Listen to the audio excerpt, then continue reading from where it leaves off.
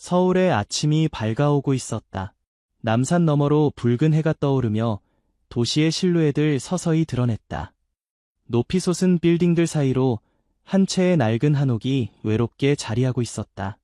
수십 년의 세월이 담긴 이 한옥은 정미영의 가족이 3대에 걸쳐 살아온 보금자리였다. 그러나 오늘 이 집은 더 이상 평화로운 가정이 아니었다. 그것은 전쟁터였다.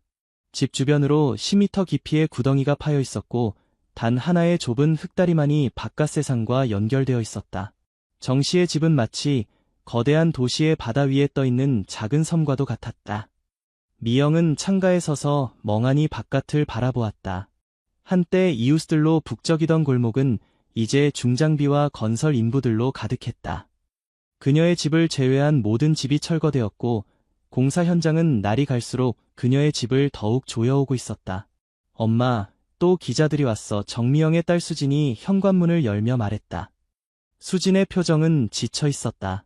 지난 몇 개월간 그들은 끊임없이 언론의 주목을 받았고 도시 개발의 방해물, 욕심 많은 집주인이라는 비난에 시달려왔다. 내보내. 미영의 목소리는 단호했다. 우리는 구경거리가 아니야. 거실에서 신문을 읽던 미영의 남편 정태우가 고개를 들었다. 또 우리 얘기네. 이번엔 마지막 고집쟁이라는 제목이야. 수지는 창밖을 바라보았다. 10여 명의 기자들이 카메라를 들고 흙다리를 건너려 시도하고 있었다. 아빠, 이러다 정말 쫓겨나는 건 아닐까요? 다른 집들은 다 이사 갔는데. 태우는 한숨을 내쉬었다. 걱정 마. 우리는 법적으로 문제가 없어. 그들이 우리를 강제로 쫓아낼 수는 없어. 하지만 태우의 목소리에는 확신이 없었다. 그도 알고 있었다. 세상은 종이 위의 법보다 훨씬 냉혹하다는 것을. 이 모든 일은 2년 전으로 거슬러 올라간다. 서울 중심부에 위치한 용산구 한남동이 대규모 도시 재개발 지역으로 지정되었다. 유한남 프로젝트라 불리는 이 계획은 오래된 주택가를 최첨단 복합 쇼핑몰과 고급 아파트 단지로 탈바꿈시키는 것이었다. 프로젝트를 주도하는 태강개발은 각 가정의 시세보다 20% 높은 보상금을 제안했다. 대부분의 주민들은 이 제안을 받아들였다. 총 350가구 중 349가구가 합의했고 오직 정씨 가족만이 남았다. 그들이 이해하지 못하는 것이 있어요. 정미영은 첫 번째 주민 설명회에서 이렇게 말했다. 이 집은 단순한 재산이 아니에요. 우리 가족의 역사와 정체성이 담긴 곳이죠. 미영의 할아버지는 6.25 전쟁 후 폐허가 된 서울에서 맨손으로 이 집을 지었다. 그녀의 부모님은 이 집 마당에서 작은 분식점을 운영하며 세 자녀를 키웠다. 미영 자신도 이 집에서 태어나 자랐고 그녀의 딸 수진 역시 이 집에서 태어났다. 이 집은 단순한 건물이 아니라 한 가족의 역사였다. 태강개발은 처음에 정씨 가족에게 45억 원의 보상금을 제안했다. 그러나 미영과 태우는 이를 거절했다. 그들이 원한 것은 돈이 아니었다. 그들은 한남동 인근의 상가주택 한 채와 추가 보상금을 요구했다. 가족 대대로 이어온 분식점을 계속 운영하기 위해서였다. 우리 어머니가 시작하신 가게예요. 50년 동안 이 동네 학생들과 주민들의 배를 채워왔죠. 미영은 자부심을 가지고 말했다. 돈만 준다면 우리는 생계 수단을 잃게 돼요. 그건 공정한 거래가 아니죠. 태강개발은 정씨 가족의 요구가 과도하다고 판단했다. 협상은 교착 상태에 빠졌고 개발사는 점점 더 강압적인 태도를 보이기 시작했다. 첫 번째 위협은 전기와 수도 공급 중단이었다. 어느 날 아침 미영이 세수를 하려고 수도꼭지를 틀었을 때 물이 나오지 않았다. 전기도 끊겨 있었다. 이게 무슨 짓이야? 태우는 분노했다. 그는 즉시 개발사에 전화를 걸었지만 그들은 책임을 회피했다. 공사 과정에서 실수로 라인이 끊어진 것 같습니다. 곧 복구하겠습니다만 현재 주변이 모두 공사 중이라 시간이 좀 걸릴 것 같네요. 미영은 단호했다. 괜찮아요. 우리는 버틸 수 있어요.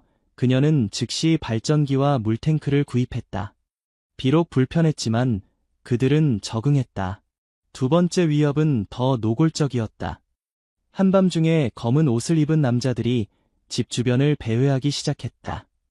그들은 때때로 창문을 향해 돌을 던지거나 위협적인 구호를 외쳤다. 나가라. 이기적인 놈들아. 너희 때문에 수백 명이 일자리를 잃고 있다. 태우는 경찰에 신고했지만 경찰은 증거 부족을 이유로 적극적인 조치를 취하지 않았다.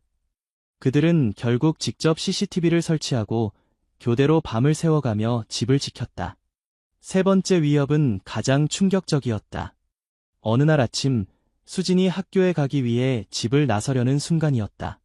갑자기 굉음과 함께 집 주변의 땅이 무너져 내리기 시작했다. 개발사가 밤새 집 주변을 더 깊게 파낸 것이다. 이제 정 씨의 집은 10m 높이의 흙 언덕 위에 위태롭게 서 있었고 오직 한 줄기의 좁은 흙다리만이 바깥 세상과 연결되어 있었다. 수지는 충격에 말을 잃었다. 이게 무슨 짓이에요? 태우는 분노로 떨리는 손으로 카메라를 들고 현장을 기록했다. 이건 명백한 불법이야. 이제 그들은 법적으로 문제가 생길 거야. 미영은 침착하게 딸의 손을 잡았다. 오늘은 학교에 가지마, 집에 있자. 그날 오후 태우는 변호사를 만나러 갔다. 변호사는 그들의 증거를 검토한 후 고개를 끄덕였다. 이건 명백한 위법 행위입니다. 우리는 법원에 가처분 신청을 할 수 있어요. 개발사에 대한 손해배상 청구도 가능합니다. 태우는 안도했다. 그럼 우리가 이길 수 있나요? 변호사는 조심스럽게 말했다. 법적으로는 당신들이 유리합니다. 하지만 현실적으로 이런 대형 개발사와 싸우는 건 쉽지 않아요. 그들은 많은 자원과 인맥을 가지고 있습니다. 태우는 침묵했다. 그는 이미 알고 있었다. 이것이 단순한 법적 분쟁이 아니라는 것을. 그것은 약자와 강자의 싸움이었다. 그날 밤 태우는 가족들과 앞으로의 계획을 논의했다. 변호사가 우리 편을 들어주기로 했어. 하지만 쉽지 않을 거래. 미영은 결연한 표정으로 말했다. 우리는 계속 싸울 거예요. 이건 단순히 우리 집을 지키는 문제가 아니에요. 이건 약자의 권리를 지키는 싸움이에요. 수지는 걱정스러운 표정으로 부모님을 바라보았다. 그런데 정말 이길 수 있을까요? 태우와 미영은 서로를 바라보았다. 그들의 눈에는 불안과 결의가 동시에 담겨 있었다. 다음 날 아침 정 씨의 집은 전국 뉴스의 헤드라인이 되었다. 한남동의 섬집, 개발에 맞서 싸우는 마지막 가족이라는 제목의 기사가 쏟아져 나왔다. 정 씨 가족의 사연은 많은 사람들의 공감을 얻었다. 도시 개발이 필요하다는 점은 인정합니다. 하지만 그 과정에서 주민들의 권리와 역사를 무시해서는 안 됩니다. 미영은 인터뷰에서 이렇게 말했다. 태강개발은 곧 위기 대응팀을 꾸렸다. 그들은 언론에 정 씨 가족이 과도한 보상을 요구하는 욕심쟁이라는 프레임을 씌우려 했다. 그들은 시세의 2배가 넘는 보상금을 요구하고 있습니다. 이는 다른 주민들에게도 공정하지 않습니다. 하지만 여론은 점차 정 씨 가족의 편으로 기울었다. 시민단체들이 그들을 지지하기 시작했고 온라인에서는 삽사인 정 씨 가족을 지키자 해시태그가 트렌드가 되었다. 태강개발의 주가는 하락하기 시작했다. 투자자들은 프로젝트의 지연과 부정적 이미지에 불안해했다. 개발사의 임원들은 긴급회의를 소집했다. 이대로는 안 됩니다. 우리 이미지가 너무 나빠지고 있어요. 뭔가 다른 접근이 필요합니다. 한 임원이 말했다. 새로운 제안을 해보죠.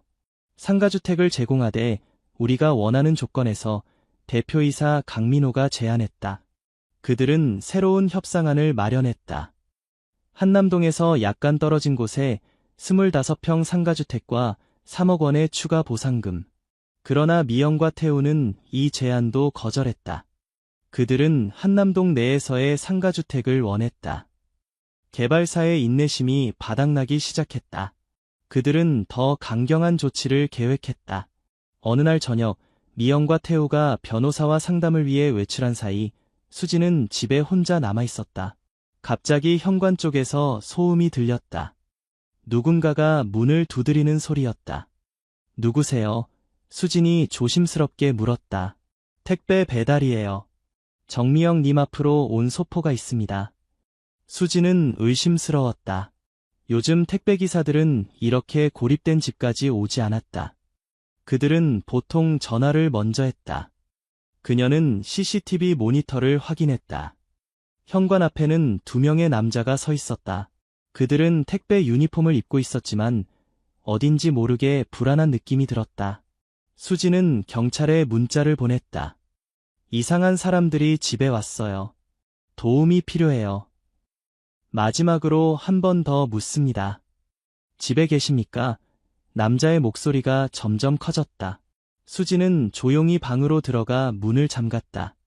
그녀는 부모님에게도 문자를 보냈다. 빨리 돌아오세요. 이상한 사람들이 집에 왔어요. 몇 분 후 현관문을 강제로 열려는 소리가 들렸다. 수진의 심장이 빠르게 뛰기 시작했다. 그녀는 이불 속에 숨어 떨고 있었다. 갑자기 밖에서 사이렌 소리가 들렸다. 경찰이 도착한 것이다. 남자들은 급히 도망쳤다. 30분 후 미영과 태우가 경찰과 함께 집으로 돌아왔다. 수지는 부모님을 보자마자 울음을 터뜨렸다. 너무 무서웠어요. 태우는 경찰에게 강력히 항의했다. 이건 명백한 협박이에요. 개발사가 배후에 있다는 것은 분명합니다. 경찰은 조사를 약속했지만 태우는 그들의 말을 완전히 신뢰하지 않았다. 그날 밤 그는 추가 보안 시스템을 설치하고 친구들에게 도움을 요청했다. 몇몇 친구들이 교대로 집을 지키기로 했다. 미영은 침대에 누워 천장을 바라보았다. 그녀의 마음은 복잡했다. 우리가 너무 무리하게 나가는 건 아닐까? 수진이가 위험에 처하게 하는 건. 태우는 아내의 손을 꼭 잡았다. 우리가 지금 물러서면 그들은 이런 방식이 통한다고 생각할 거야. 다른 약자들도 같은 상황에 처하게 될 거고. 미영은 고개를 끄덕였다. 그녀는 알고 있었다. 이것이 단순히 그들 가족만의 싸움이 아니라는 것을. 다음 날 태우는 경찰서에 공식 고소장을 제출했다. 그는 모든 증거를 제시했고 경찰은 마지못해 수사를 시작했다. 그러나 용의자들은 이미 사라진 후였다. 같은 날 오후 태강개발의 법무팀장이 찾아왔다. 그는 사과의 뜻을 전하며 새로운 제안을 내놓았다. 어제 있었던 일은 저희 회사와는 전혀 관련이 없습니다. 하지만 안타깝게 생각합니다. 저희가 새로운 제안을 준비했습니다. 한남동 내에 20평 상가주택과 5억 원의 추가 보상금을 제공하겠습니다. 태우는 의심스러운 눈길로 그를 바라보았다. 갑자기 왜 이러시는 겁니까? 지금까지는 한남동 내 상가주택은 불가능하다고 하지 않았습니까? 법무팀장은 미소를 지으며 대답했다. 상황이 변했습니다. 저희도 이 문제를 빨리 해결하고 싶습니다. 미영은 냉정하게 물었다. 어제 우리 딸을 위협한 사람들과 당신들이 관련이 없다는 증거는 뭐죠? 법무팀장은 당황한 기색을 보였다. 그건 저희가 그런 일을 할 이유가 없습니다. 저희는 합법적인 기업입니다. 우리는 생각해볼 필요가 있겠네요. 태우가 대답했다. 내일까지 시간을 주세요. 법무팀장이 떠난 후 미영과 태우는 오랫동안 대화를 나눴다. 그들은 이 제안이 갑자기 나온 배경이 의심스러웠지만 동시에 현실적인 타협점이 될 수도 있다고 생각했다. 20평이면 분식점을 계속할 수 있을 거예요. 그리고 한남동 내라면 기존 단골들도 계속 올 수 있고요. 미영이 말했다. 태우는 창밖을 바라보았다. 하지만 이렇게 쉽게 물러서도 될까? 그들이 저지른 불법 행위는 어떻게 되는 거지? 수진이 조용히 부모님의 대화에 끼어들었다. 저는 이사하고 싶어요. 더 이상 이렇게 살기 힘들어요. 학교에 가는 것도 무서워요. 미영과 태우는 딸을 바라보았다. 그들은 수진의 두려움을 이해했다. 아무리 정의로운 싸움이라도 가족의 안전과 행복이 우선이어야 했다. 내일 변호사와 상담한 후 결정하자 태우가 마침내 말했다. 다음 날 아침 그들이 변호사를 만나러 가기 위해 준비하고 있을 때였다. 갑자기 강한 진동이 집 전체를 흔들었다. 마치 지진이 난 것처럼 바닥이 흔들렸고 벽에 금이 가기 시작했다. 뭐야 이게? 태우가 창밖을 내다보았다. 공사장 쪽에서 거대한 굴착기가 정씨 가족의 집 근처 땅을 파내고 있었다. 나가. 당장 집에서 나가. 태우는 가족들에게 소리쳤다. 그들은 급히 필수품만 챙겨 집을 빠져나왔다. 그들이 간신히 흙다리를 건너자마자 집의 일부가 무너져 내리기 시작했다. 공사장의 굴착 작업이 집의 기초를 약화시킨 것이다. 이게 무슨 짓이야? 태우는 분노로 몸을 떨었다. 그는 즉시 휴대폰을 꺼내 경찰에 신고했다. 미영은 무너져 내리는 집을 바라보며 눈물을 흘렸다. 그 집에는 그녀의 모든 추억이 담겨 있었다. 할아버지의 오래된 사진첩, 어머니의 분식점 메뉴판, 수진이 태어났을 때 사용했던 아기 이불까지. 그 모든 것이 지금 무너져 내리고 있었다. 30분 후 경찰과 소방대원들이 현장에 도착했다. 그들은 즉시 공사를 중단시키고 안전 조치를 취했다. 태우는 격분한 상태로 경찰에게 상황을 설명했다. 이건 명백한 범죄입니다. 그들이 우리 집을 일부러 무너뜨리려고 한 거예요. 개발사의 현장 책임자는 혐의를 부인했다. 단순한 공사 사고일 뿐입니다. 우리도 이런 일이 일어날 줄 몰랐습니다. 하지만 이번에는 증거가 충분했다. CCTV 영상, 목격자 증언, 그리고 공사계획서상 해당 지역은 오늘 공사할 예정이 아니었다는 사실까지. 경찰은 마침내 본격적인 수사에 착수했다. 태강개발은 위기에 처했다. 언론은 연일 건설사의 불법 행위를 보도했고 회사 주가는 급락했다. 투자자들은 불안해했고 사업 파트너들은 거리를 두기 시작했다. 정씨 가족은 임시로 호텔에 머물게 되었다. 그들의 집은 심각하게 손상되어 당분간 거주가 불가능했다. 태우는 법적 대응을 준비하며 밤을 지새웠다. 우리는 끝까지 갈 거야. 이제 물러설 수 없어. 그의 눈에는 단호함이 깃들어 있었다. 미영도 이번만큼은 남편에게 완전히 동의했다. 그녀의 분노는 이제 눈물보다 강했다. 그들이 우리의 안전까지 위협했어요. 이건 용서할 수 없어요. 언론의 관심은 더욱 커졌다. 정씨 가족의 이야기는 전국적인 관심사가 되었고 많은 사람들이 그들을 지지했다. 시민단체들은 태강개발 본사 앞에서 시위를 벌였고 정치인들마저 이 문제에 관심을 보이기 시작했다. 도시 개발 과정에서 주민의 권리와 안전이 보장되어야 합니다. 이번 사건은 철저히 조사될 것입니다.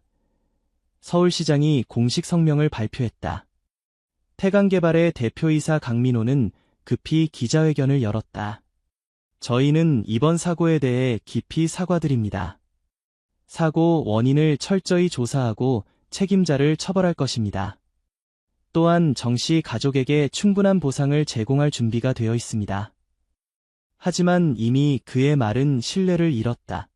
경찰 수사 결과 태강개발의 고위 임원들이 정씨 가족을 압박하기 위한 불법 행위를 지시했다는 증거가 발견되었다. 이메일, 문자 메시지, 그리고 내부 회의록까지 모든 것이 그들의 범죄를 가리키고 있었다. 5일 후 강민호 대표이사와 몇몇 고위 임원들이 체포되었다. 그들은 재물손괴, 협박, 그리고 위험한 건설 행위 등의 혐의로 기소되었다. 한 달 후 서울중앙지방법원에서는 정씨 가족과 태강개발 간의 민사소송이 진행되고 있었다. 재판장은 모든 증거를 검토한 후 판결을 내렸다. 본법원은 피고 태강개발이 원고 정씨 가족에게 총 100억 원의 손해배상금을 지불할 것을 명령합니다. 또한 피고는 원고에게 한남동 내 신평 상가주택과 원고의 손상된 집을 복구하는 비용을 제공해야 합니다. 법정은 환호성으로 가득 찼다. 미영과 태우는 서로를 껴안았고 수진은 기쁨의 눈물을 흘렸다. 그들은 마침내 승리했다. 그러나 그들의 싸움은 아직 끝나지 않았다. 태강개발은 즉시 항소했고 그들은 여전히 법정 싸움의 한가운데에 있었다.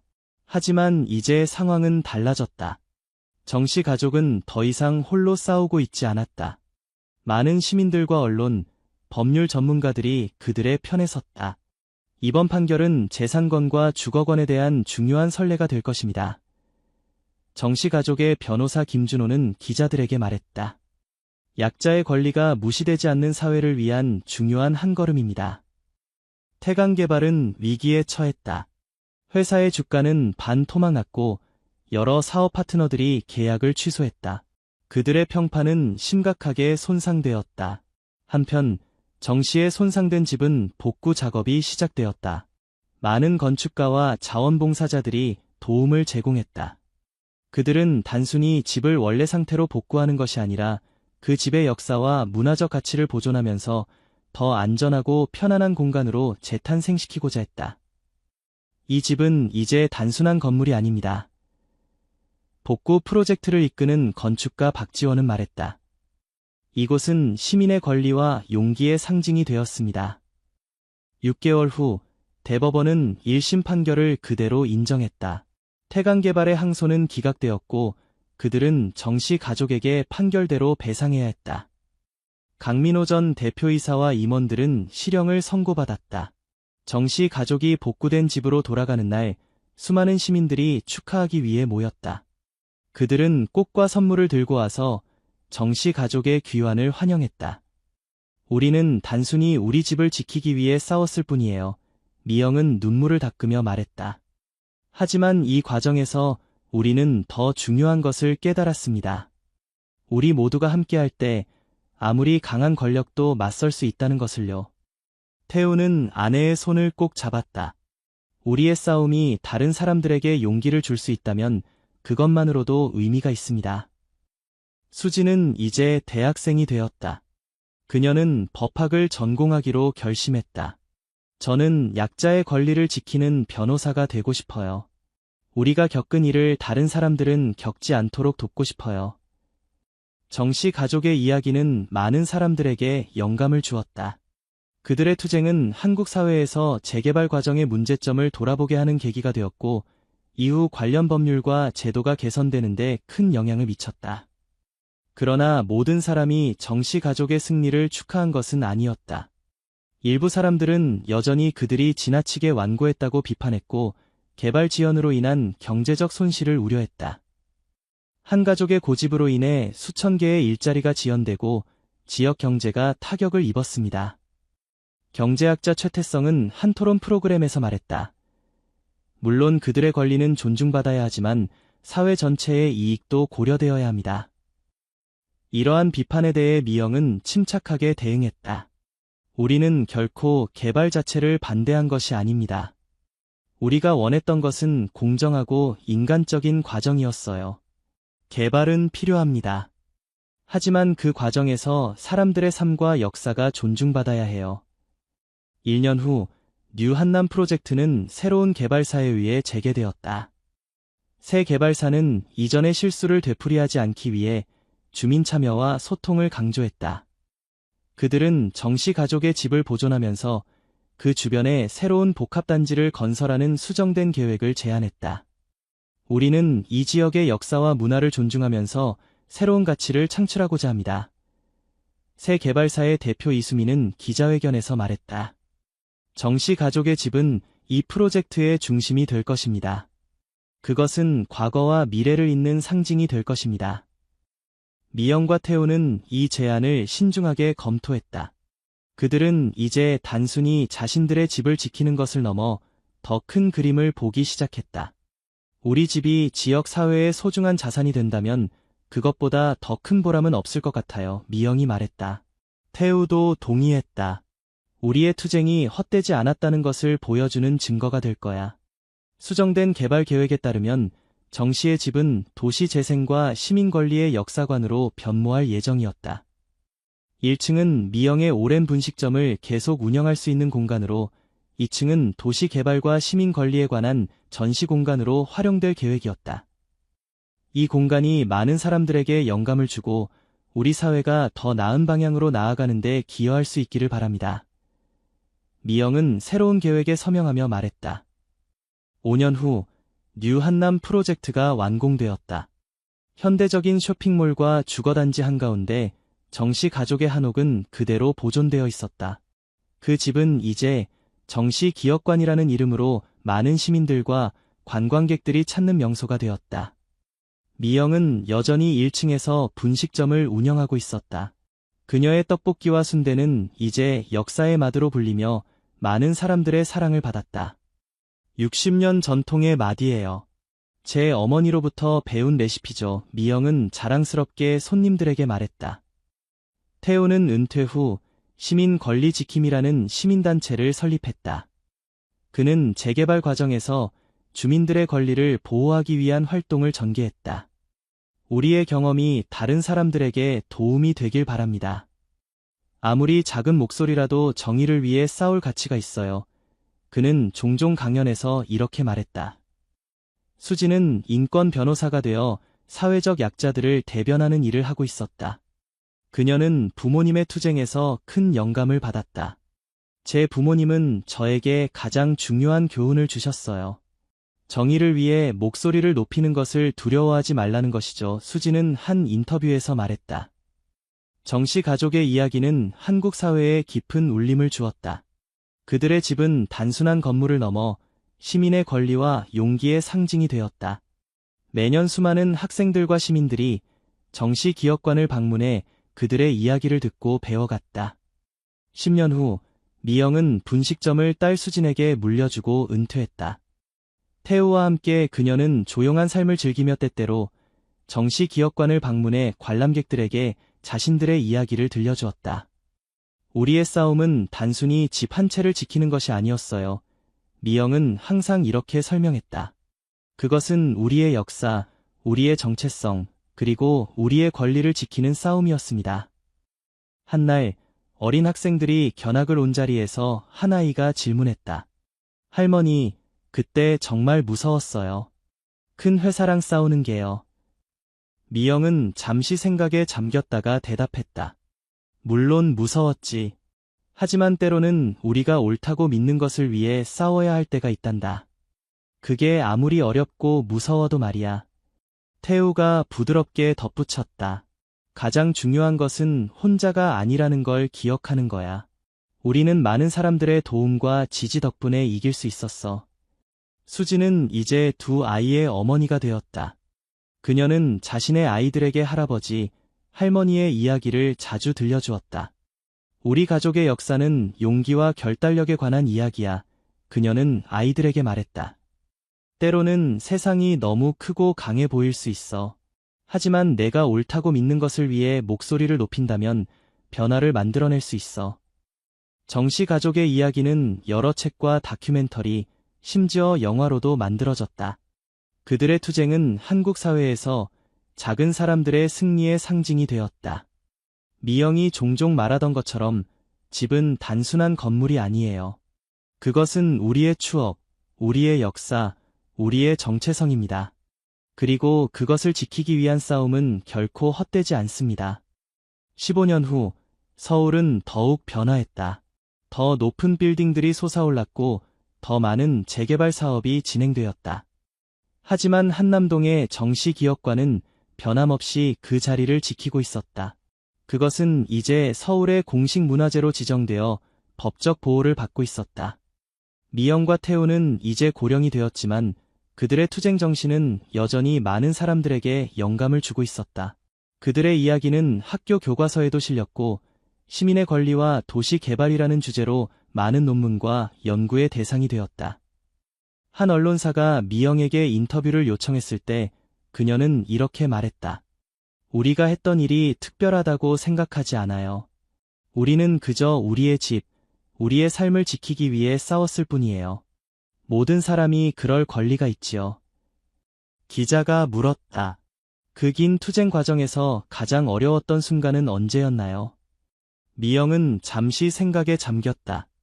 집이 부분적으로 무너졌을 때였어요. 그때 정말 모든 것이 끝났다고 생각했죠. 하지만 그 순간이 오히려 전환점이 되었어요. 많은 사람들이 우리의 편에 서기 시작했고 우리는 더 이상 혼자가 아니었으니까요. 태우가 덧붙였다. 진정한 승리는 법정에서 이긴 것이 아니었어요. 우리가 믿는 가치를 끝까지 지켜낸 것, 그리고 그 과정에서 많은 사람들과 연대할 수 있었던 것, 그것이 진정한 승리였습니다. 정씨 가족의 이야기는 단순히 한 가족의 이야기를 넘어 현대 한국 사회의 중요한 전환점을 상징하게 되었다. 그것은 시민의 권리, 도시 개발의 윤리, 그리고 공동체의 가치에 대한 깊은 질문을 던졌다. 서울 외곽의 한 조용한 고급 주택가에 위치한 민수의 집은 이른 아침부터 분주했다. 민수는 오늘 시아버지인 황태인의 묘소를 찾아가기로 했다. 그녀는 시아버지가 돌아가신 지 1년이 되는 날을 앞두고 며칠 전부터 마음이 편치 않았다.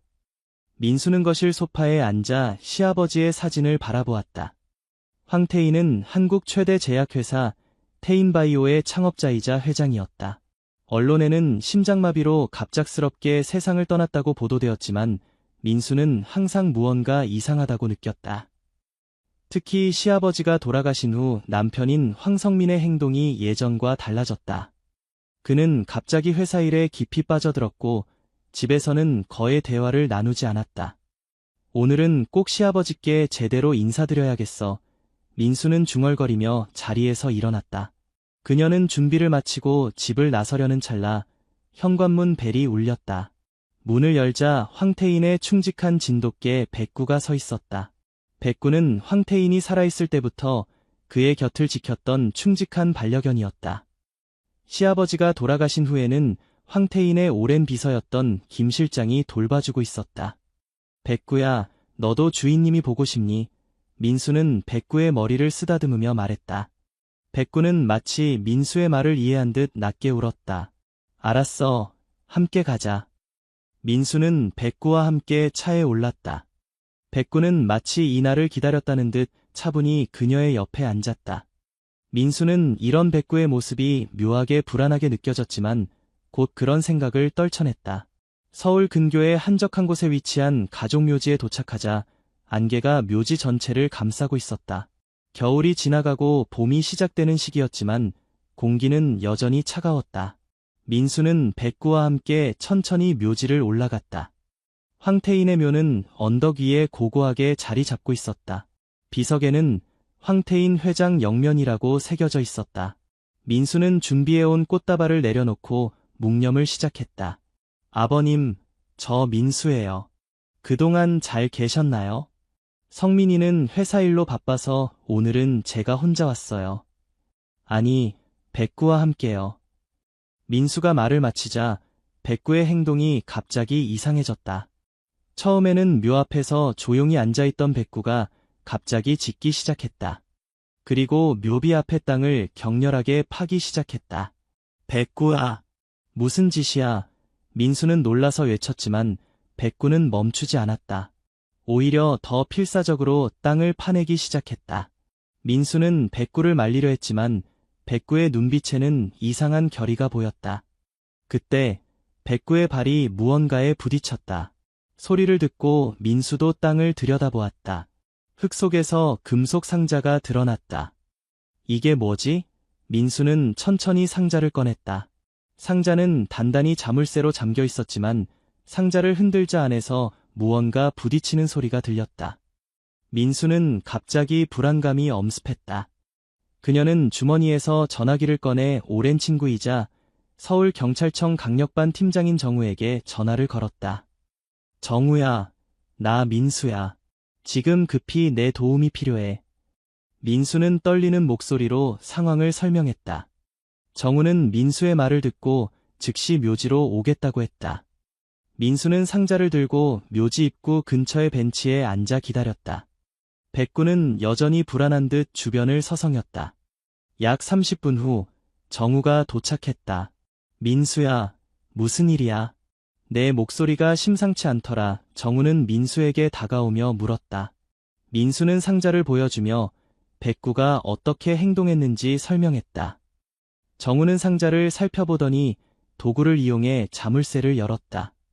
상자 안에는 봉투 하나와 USB가 들어있었다. 정우는 조심스럽게 봉투를 열었다. 안에는 황태인의 필체로 쓰여진 편지가 있었다. 내가 읽어볼게. 정우는 편지를 꺼내 읽기 시작했다. 이 글을 읽는 이에게 만약 이 편지가 발견되었다면 나는 이미 이 세상 사람이 아닐 것이다. 내 이름은 황태인, 태인바이오의 창업자이자 회장이다. 나는 살해당했다. 심장마비로 위장된 살인이었다. 이 편지와 함께 있는 USB에는 모든 증거가 담겨 있다. 내 아들 성민이 이 모든 일의 배후에 있다. 그는 회사를 차지하기 위해 나를 제거하려 했다. 하지만 더 큰 비밀이 있다. 재생 프로젝트라는 이름의 비밀 실험. 이 실험은 인간의 생명을 가지고 장난치는 위험한 프로젝트다. 성민은 이 프로젝트의 일원이 되어 나를 배신했다. USB의 자료를 확인하고 진실을 밝혀내길 바란다. 내 진돗개 백구는 내가 미리 훈련시켰다. 위험을 감지하면 이 편지가 있는 곳으로 이끌 것이다. 마지막으로 민수에게 내가 이 편지를 발견했다면 조심하거라. 내 주변에 있는 모든 이들을 의심해야 한다. 특히 성민을. 황태인 드림. 편지를 읽은 정우와 민수는 충격에 빠졌다. 민수는 손을 떨며 말했다. 이게 무슨 말이야?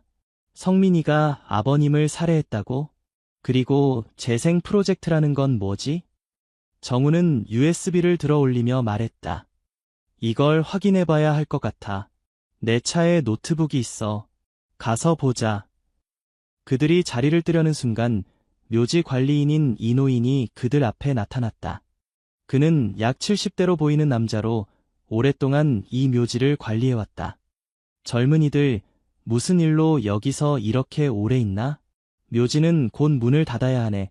이노인의 말투는 친절했지만 그의 눈빛은 날카로웠다.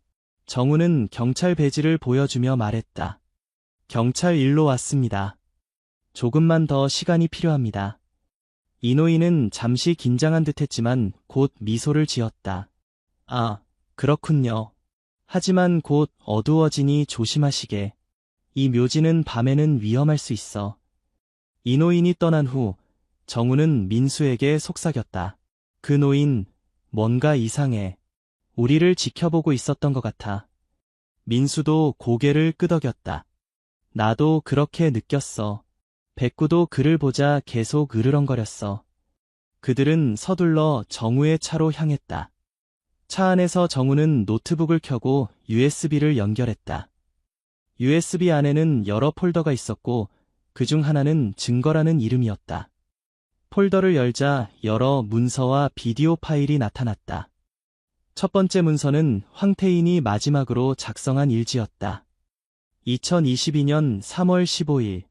오늘 내가 오랫동안 의심해왔던 것이 사실임을 확인했다.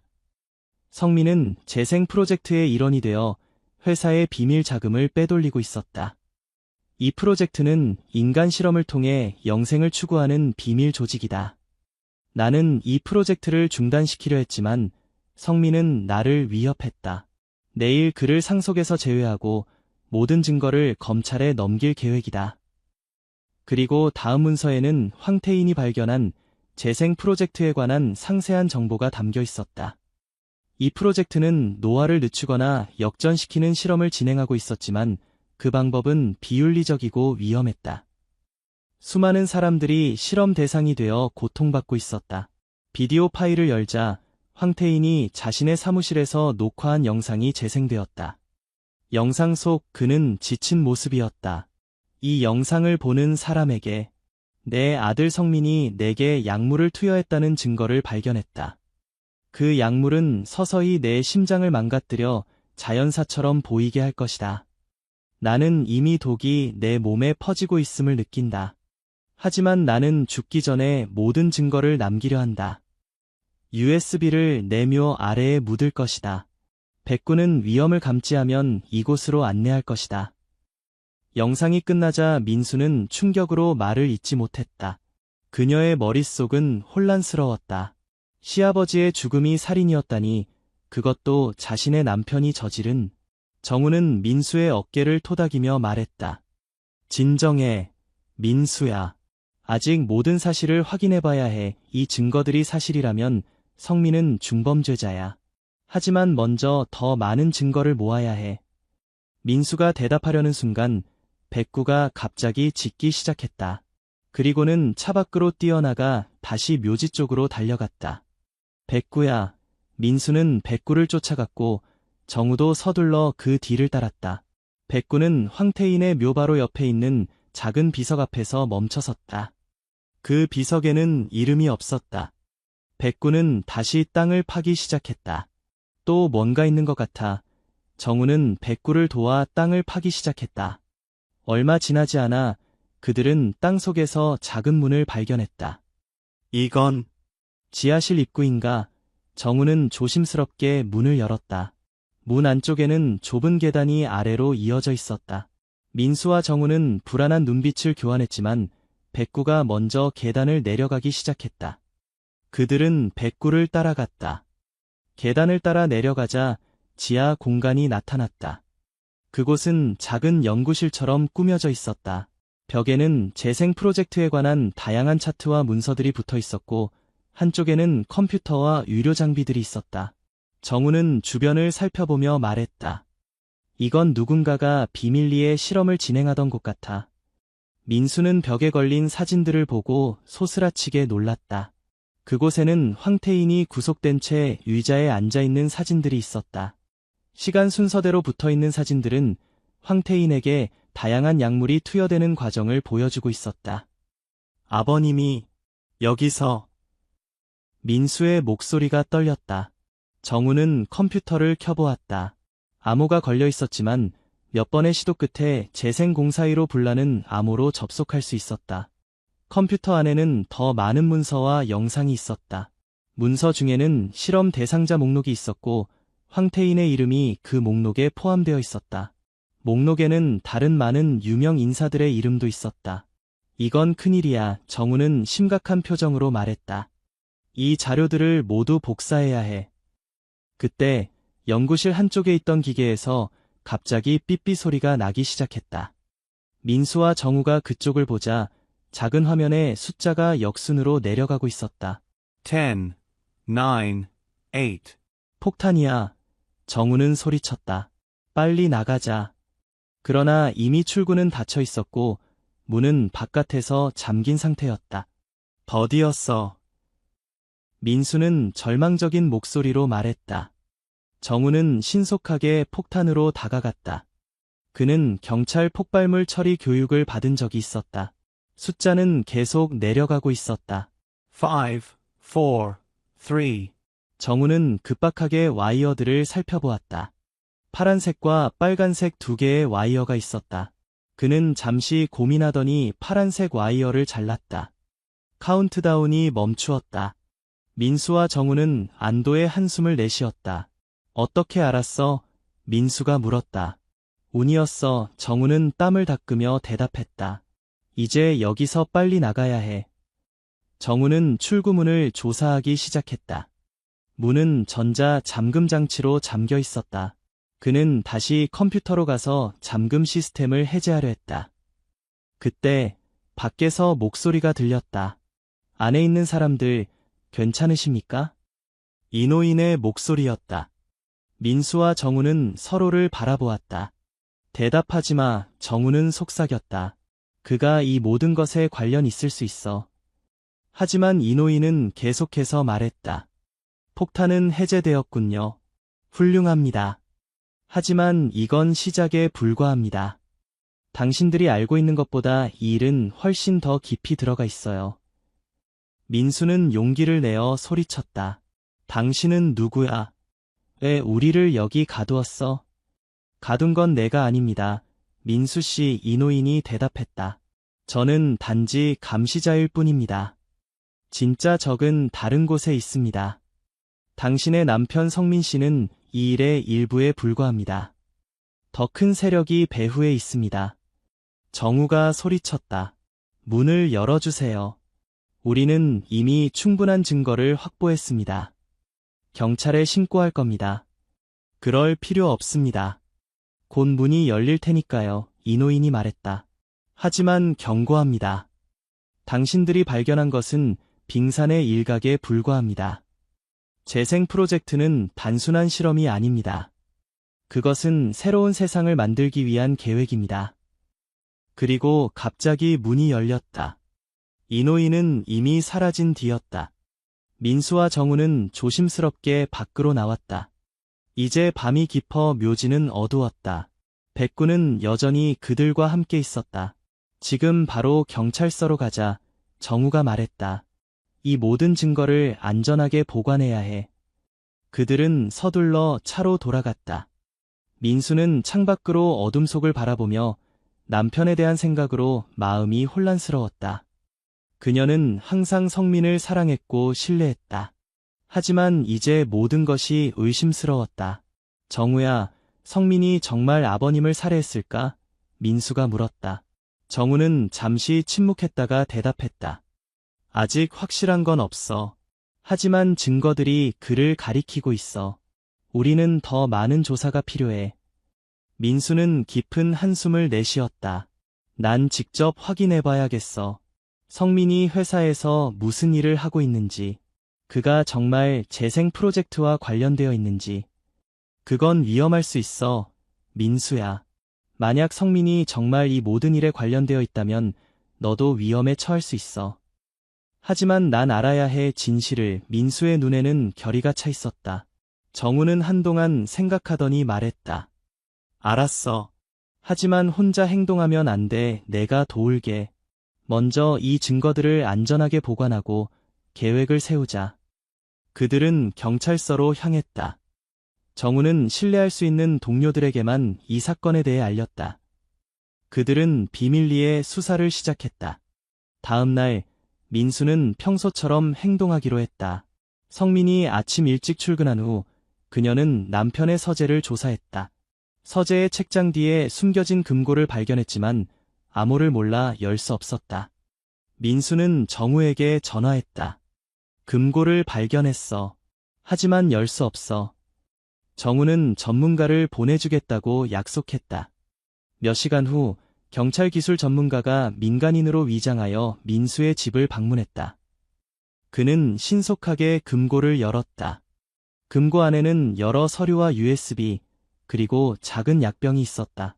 서류들은 재생 프로젝트에 관한 더 자세한 정보를 담고 있었다. 특히 프로젝트에 참여하는 주요 인물들의 명단이 있었는데 그 중에는 성민의 이름과 함께 트란두크람이라는 외국인 이름도 있었다. 트란두크람. 누구지? 민수가 물었다. 기술 전문가는 금고에서 찾은 서류를 사진으로 찍어 정우에게 보냈다. 정우는 곧 연락이 왔다. 트란두크람은 베트남계 한국인 사업가야. 황태인 회장과 오랫동안 비즈니스 파트너였지만 몇 년 전 큰 갈등이 있었다고 해. 그는 지금 글로벌 바이오텍이라는 회사의 대표야. 민수는 성민의 일정표를 확인했다. 오늘 오후에 성민은 테인바이오에서 중요한 기자회견을 열 예정이었다. 새로운 약품 출시에 관한 발표라고 했다. 그 기자회견에 가봐야겠어, 민수가 말했다. 정우는 처음에 반대했지만 민수의 단호한 의지를 보고 결국 동의했다. 하지만 내 사람들이 너를 지켜볼 거야. 위험한 상황이 생기면 즉시 개입할 준비가 되어 있을 거야. 오후 2시, 민수는 테인바이오 본사 기자회견장에 도착했다. 그녀는 회사 직원들과 인사를 나누며 평소와 같이 행동하려 노력했다. 회견장은 이미 많은 기자들로 가득 차 있었다. 성민이 등장하자 플래시 세례가 쏟아졌다. 그는 자신감 넘치는 모습으로 단상에 올라 발표를 시작했다. 오늘 테인바이오는 혁신적인 항암제 리뉴라이프의 출시를 알립니다. 이 약품은 우리 회사가 오랫동안 연구해온 세포 재생 기술을 바탕으로 개발되었습니다. 성민의 발표를 들으며 민수는 세포 재생이라는 단어에 주목했다. 그것은 재생 프로젝트와 관련이 있을 수 있었다. 발표가 끝나고 질의응답 시간이 시작되었을 때 민수는 자리에서 일어나 질문했다. 회장님, 리뉴라이프는 어떤 임상실험을 거쳤나요? 혹시 재생 프로젝트와 관련이 있습니까?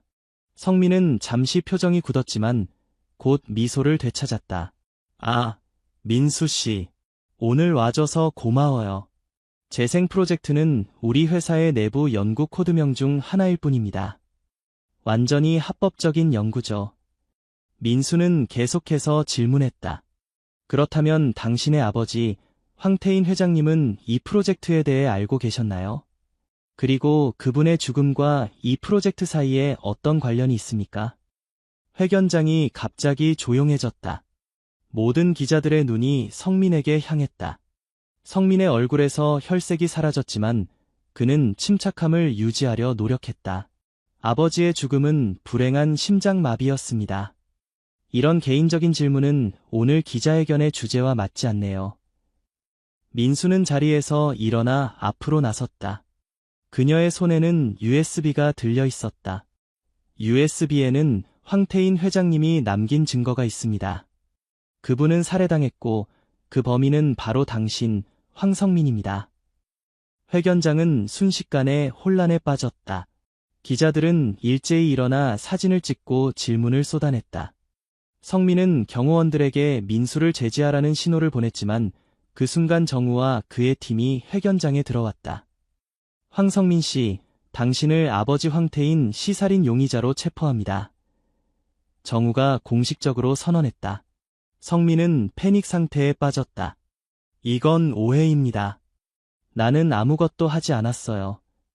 그때 회견장의 스크린에 갑자기 영상이 나타났다. 그것은 황태인이 마지막으로 녹화한 영상이었다. 영상 속 황태인은 약물을 주입받는 모습을 보여주며 성민이 그 주사를 놓는 장면도 찍혀 있었다. 이건 조작된 영상이에요. 성민이 소리쳤다. 그러나 다음 순간 회견장의 스피커를 통해 황태인의 목소리가 흘러나왔다. 성민아, 내가 나를 배신할 줄은 몰랐다. 모든 사람들이 놀라서 주변을 둘러보았다. 그때 회견장 뒤쪽 문이 열리고 한 남자가 들어왔다. 그는 황태인이었다. 아버님, 성민은 마치 유령을 본 것처럼 창백해졌다. 황태인은 천천히 앞으로 걸어 나왔다. 그는 많이 수척해 보였지만 분명히 살아있었다. 나는 죽지 않았다. 성민아, 내가 나를 죽이려 했지만 나는 그것을 미리 알았다. 내가 마신 것은 독약이 아닌 가짜 약이었고 나는 내 죽음을 위장했다. 황태인은 모든 사람들 앞에서 계속 이야기했다. 재생 프로젝트는 단순한 의학 연구가 아니다.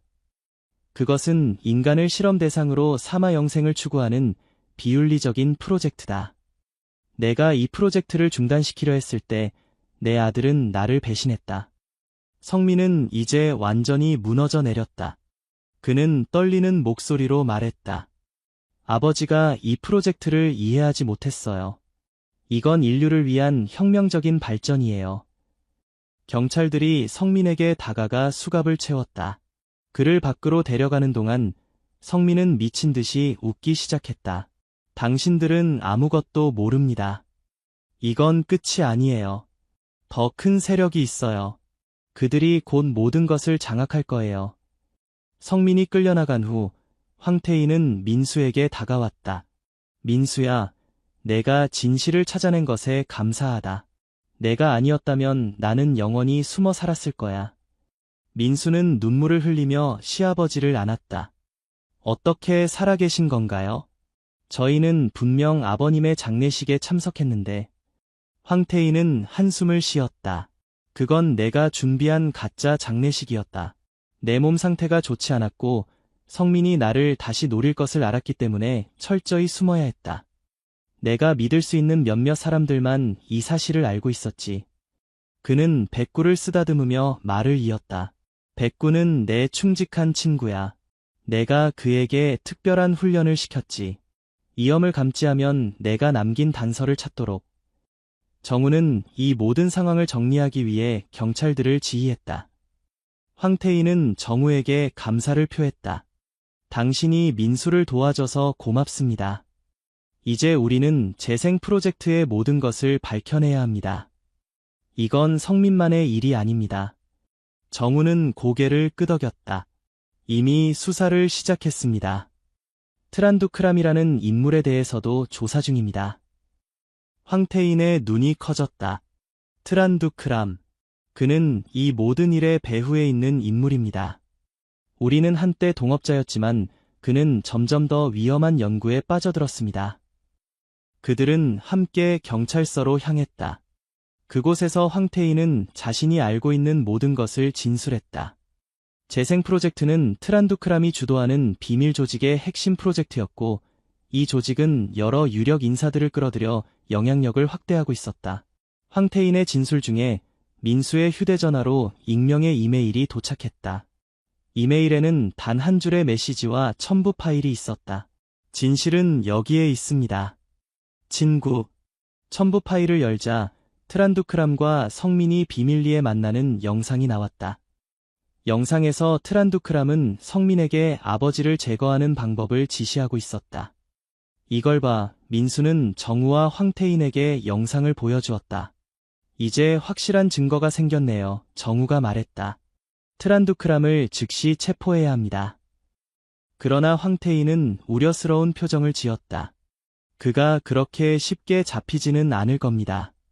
그는 매우 영리하고 위험한 인물입니다. 정우는 특별수사팀을 꾸려 트란두크람의 체포에 나섰지만 예상대로 그는 이미 자취를 감춘 상태였다.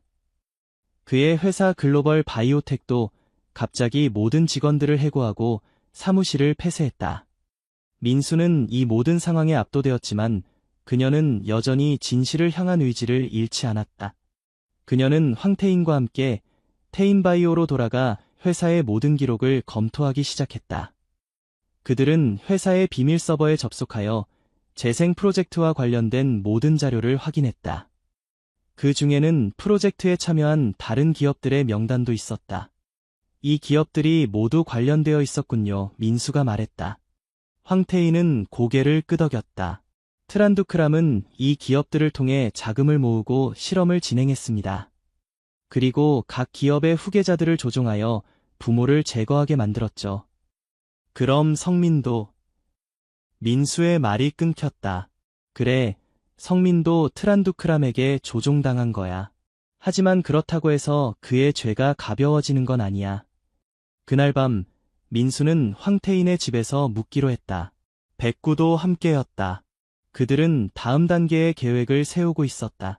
그때 민수의 휴대전화로 또 다른 익명의 이메일이 도착했다. 이번에는 좌표와 시간이 적혀 있었다. 내일 오전 10시 이 장소에서 만납시다. 당신이 찾는 모든 진실을 알려드리겠습니다. 민수는 정우에게 연락했다. 정우는 이것이 함정일 수 있다고 경고했지만 민수는 이 기회를 놓치고 싶지 않았다. 나와 함께 가죠. 그리고 필요하다면 백업을 불러 민수가 부탁했다. 다음 날 아침 민수와 정우는 지정된 장소로 향했다. 그곳은 서울 외곽에 버려진 창고였다. 그들은 조심스럽게 창고에 들어갔다. 창고 안에는 한 남자가 기다리고 있었다. 그는 50대 후반으로 보였고 지친 표정이었다. 안녕하세요. 민수 씨, 정우 씨. 남자가 말했다. 제 이름은 강현우입니다. 저는 트란두크람의 전 비서였습니다. 강현우는 그들에게 자신이 알고 있는 모든 것을 털어놓았다. 그는 오랫동안 트란두크람을 위해 일했지만 재생 프로젝트의 진실을 알게 된 후 양심의 가책을 느끼고 도망쳤다고 했다. 트란두크람은 단순히 영생을 추구하는 것이 아닙니다. 그는 자신의 의식을 젊은 육체로 옮기는 기술을 개발하고 있습니다. 그리고 그 실험 대상자들은 대부분 부유한 가문의 상속자들입니다. 강현우는 USB를 꺼내 민수에게 건넸다. 여기에 모든 증거가 있습니다. 트란두크람의 연구소 위치, 참여자 명단, 실험 기록, 모두 다요. 이걸 저희에게 주시는 거죠? 정우가 물었다. 강현우는 슬픈 미소를 지었다. 제가 도운 일들에 대한 속죄라고 생각해 주세요. 그리고 그는 잠시 말을 멈추었다가 계속했다. 트란두크람은 이미 저를 찾고 있습니다. 저는 오래 살지 못할 겁니다. 그들이 더 이야기를 나누려는 순간 창고 밖에서 차 소리가 들렸다. 그들이 왔습니다. 강현우가 소리쳤다. 빨리 도망치세요. 정우는 즉시 백업을 요청했다. 그들은 창고 뒤쪽 출구로 향했다. 그러나 이미 창고는 여러 명의 무장한 남자들에게 포위되어 있었다. 여기서 나갈 방법이 없어요. 민수가 절망적으로 말했다. 정우는 재빨리 생각했다. 창고 안에 숨을 곳이 있을 거야. 가자. 그들은 창고 내부의 컨테이너 뒤로 숨었다. 강현우는 그들과 헤어져 다른 방향으로 뛰었다. 총성이 울렸다. 강현우가 쓰러졌다. 민수는 비명을 억누르며 정우의 손을 꽉 잡았다. 그들은 숨을 죽이고 기다렸다. 무장한 남자들이 창고 안으로 들어왔다. 그들 중 한 명이 쓰러진 강현우에게 다가가 확인했다. 사망했습니다. 그가 보고했다. 다른 사람이 물었다. 다른 사람들은 아직 찾지 못했습니다. 계속 수색하겠습니다. 민수와 정우는 움직이지 않고 기다렸다. 다행히 경찰 백업이 곧 도착했고 총격전이 벌어졌다. 혼란 속에서 그들은 창고에서 탈출할 수 있었다. 경찰은 무장 세력 중 몇 명을 체포했지만 대부분은 도주했다. 그들 모두 트란두크람의 사람들이었다. 안전한 장소로 이동한 후 민수와 정우는 강현우가 준 USB를 확인했다. 그 안에는 정말로 재생 프로젝트의 모든 비밀이 담겨 있었다. 황태희는 이 정보를 보고 충격을 받았다. 트란두크람은 내가 생각했던 것보다 훨씬 더 위험한 인물이었어. 우리는 이 정보를 이용해 그를 막아야 해. 정우는 국제경찰 조직과 협력하여 트란두크람을 추적하기 시작했다. 그의 연구소는 여러 국가에 분산되어 있었고 각 연구소는 서로 다른 측면의 실험을 진행하고 있었다. 민수는 테인바이오로 돌아가 회사의 모든 프로젝트를 검토했다. 그녀는 재생 프로젝트와 관련된 모든 연구를 중단시키고 피해자들을 찾아 도움을 제공하기 시작했다. 몇 주 후 국제경찰의 협조로 트란두크람의 주요 연구소가 급습되었다. 그러나 트란두크람 본인은 이미 도주한 상태였다. 그의 연구소에서는 수많은 인체 실험 증거와 함께 의식 전이 실험에 관한 자료들이 발견되었다. 트란두크람은 정말로 자신의 의식을 다른 사람의 몸으로 옮기는 기술을 개발하고 있었다. 정우는 민수에게 전화했다. 우리가 찾은 자료에 따르면 트란두크람은 이미 여러 번 의식 전이 실험을 시도했지만 실패했어. 그는 지금도 새로운 그릇을 찾고 있을 거야. 민수는 깊은 생각에 잠겼다. 그렇다면 그가 다음으로 노릴 대상이 누구일까? 그녀는 갑자기 불길한 예감이 들었다. 정우야, 아버님을 보호해야 해. 트란두크람이 아직도 그를 노리고 있을 수 있어. 그들은 서둘러 황태인의 안전을 확인했다. 다행히 그는 안전했지만 그의 경호원 중 한 명이 의심스러운 행동을 보이고 있다는 보고가 있었다. 정우는 즉시 그 경호원을 조사했고 그가 트란두크람의 스파이임이 밝혀졌다. 그는 체포되었고 신문 중에 트란두크람의 다음 목표가 황태인이라는 것을 인정했다. 트란두크람은 황태인의 몸을 원하고 있습니다. 그는 테인바이오를 차지하고 싶어 합니다. 민수는 이 정보를 들은 후 더욱 결의를 다졌다. 그녀는 황태인과 함께 트란두크람에 대한 모든 정보를 공개하기로 결정했다. 그들은 대대적인 기자회견을 열어 재생 프로젝트의 진실과 트란두크람의 범죄를 폭로했다. 모든 언론이 이 충격적인 이야기를 보도했고 전 세계적인 주목을 받았다. 트란두크람의 동료들과 후원자들이 하나둘씩 체포되기 시작했다. 하지만 트란두크람 본인은 여전히 찾을 수 없었다. 그리고 몇 개월 후 마침내 트란두크람이 태국의 하노지에서 발견되었다. 그는 새로운 정체성으로 살고 있었지만 국제경찰의 끈질긴 추적 끝에 체포되었다. 트란두크람은 한국으로 송환되어 재판을 받게 되었다. 그의 재판은 세기의 재판으로 불렸고 모든 언론의 주목을 받았다. 재판 과정에서 트란두크람은 자신의 범죄를 모두 부인했지만 증거는 압도적이었다. 그는 결국 종신형을 선고받았다. 재판이 끝난 후 민수는 황태인과 함께 테인바이오의 미래에 대해 논의했다. 그들은 회사를 근본적으로 개혁하고 윤리적인 연구만을 추구하기로 결정했다. 이제 테인바이오는 진정으로 인류의 건강과 복지를 위한 회사가 될 거예요. 민수가 말했다. 황태인은 미소를 지었다. 내가 있어서 다행이야. 민수야. 내가 없었다면 이 모든 진실은 영원히 묻혔을 거야. 민수는 하지만 아직 마음이 무거웠다. 그녀는 성민을 생각했다. 그는 여전히 감옥에 있었고 자신의 범죄를 인정하지 않았다. 아버님, 성민 씨를 만나러 가봐도 될까요? 황태인은 잠시 망설이다가 고개를 끄덕였다. 그래, 가봐. 하지만 그가 변했을 거라고 기대하지는 마. 민수는 교도소를 방문했다. 성민은 많이 변해 있었다. 그는 수척해져 있었고 눈빛은 공허했다. 왜 왔어? 성민이 물었다. 민수는 잠시 말을 고르다가 대답했다. 당신이 왜 그랬는지 알고 싶어서요. 성민은 냉소적인 웃음을 지었다. 아버지의 회사를 원했으니까. 그리고 트란두크람은 내게 그것을 줄 수 있다고 했지.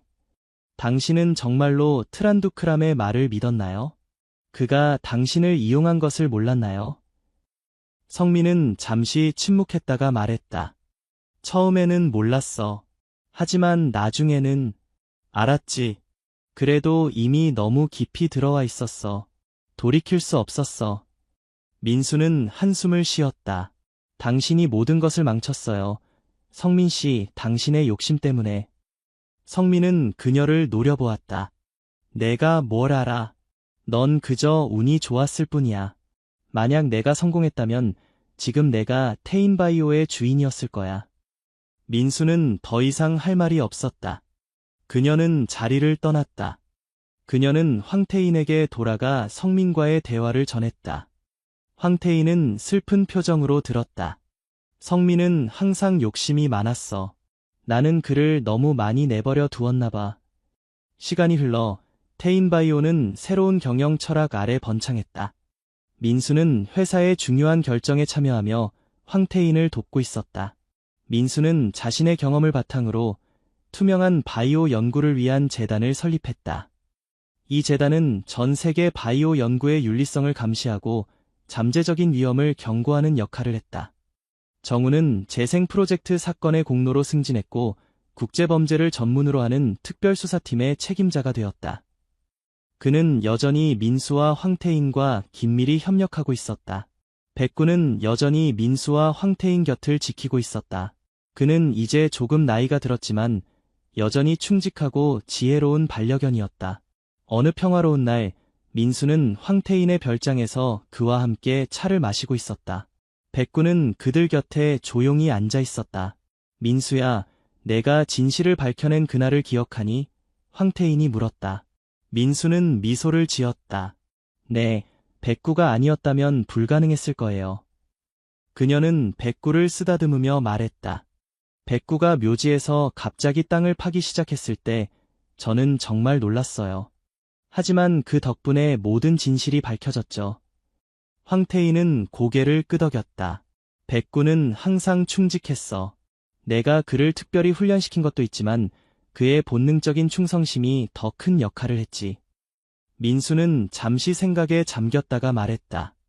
아버님, 저는 테인바이오의 경영에서 물러나려고 해요. 황태인은 놀란 표정을 지었다. 넌 훌륭한 일을 하고 있잖아. 네, 하지만 저는 제 재단에 더 집중하고 싶어요. 세계 곳곳에서 비윤리적인 실험들이 여전히 진행되고 있어요. 저는 그것들을 막는데 제 인생을 바치고 싶어요. 황태인은 잠시 생각하더니 미소를 지었다. 내가 원한다면 그렇게 하렴. 난 항상 내 결정을 존중할 거야. 민수는 감사의 마음을 표했다. 그녀는 이제 새로운 도전을 시작할 준비가 되어 있었다. 몇 주 후, 민수는 공식적으로 테인바이오의 경영에서 물러났다. 그녀는 자신의 재단에 전념하기로 결정했고, 첫 번째 프로젝트로 재생 프로젝트의 피해자들을 돕는 일을 시작했다. 그녀의 재단은 전 세계적으로 주목받기 시작했고, 많은 과학자와 윤리학자들이 참여했다. 그들은 함께 바이오 연구의 윤리적 가이드라인을 제시하고 비윤리적인 실험을 감시하는 역할을 했다. 어느 날 민수는 익명의 이메일을 받았다. 그 이메일에는 또 다른 비밀 실험에 대한 정보가 담겨 있었다. 이는 재생 프로젝트와 유사했지만 다른 국가에서 다른 이름으로 진행되고 있었다. 민수는 즉시 정우에게 연락했다. 정우야, 또 다른 실험이 있어. 우리의 일은 아직 끝나지 않았어. 정우는 이 정보를 검토한 후 국제수사팀을 꾸렸다. 그들은 새로운 비밀 실험을 추적하기 시작했다. 민수는 황태인에게 이 사실을 알렸다. 아버님, 세상에는 아직도 많은 어둠이 있어요. 우리가 한 일은 시작에 불과했던 것 같아요. 황태인은 그녀의 손을 잡고 말했다. 민수야, 내가 오라. 하지만 이제 우리는 이런 위험을 알고 있어. 우리는 준비되어 있다는 뜻이지. 민수는 고개를 끄덕였다. 네, 우리는 이제 어둠 속에서도 진실을 볼 수 있어요. 그날 밤, 민수는 자신의 아파트 발코니에 서서 서울의 밤 경치를 바라보았다. 백구는 그녀 옆에 앉아 있었다. 그녀는 백구의 머리를 쓰다듬으며 말했다. 백구야, 우리의 싸움은 아직 끝나지 않았어. 하지만 우리는 계속해서 진실을 찾아 나갈 거야. 백구는 마치 그녀의 말을 이해한 듯 조용히 울었다. 민수는 하늘을 바라보며 생각했다. 세상에는 아직도 많은 비밀과 음모가 존재하지만 진실을 추구하는 사람들이 있는 한어둠은 결국 빛의 자리를 내줄 것이다. 그녀는 이제 그 빛의 일부가 되기로 결심했다.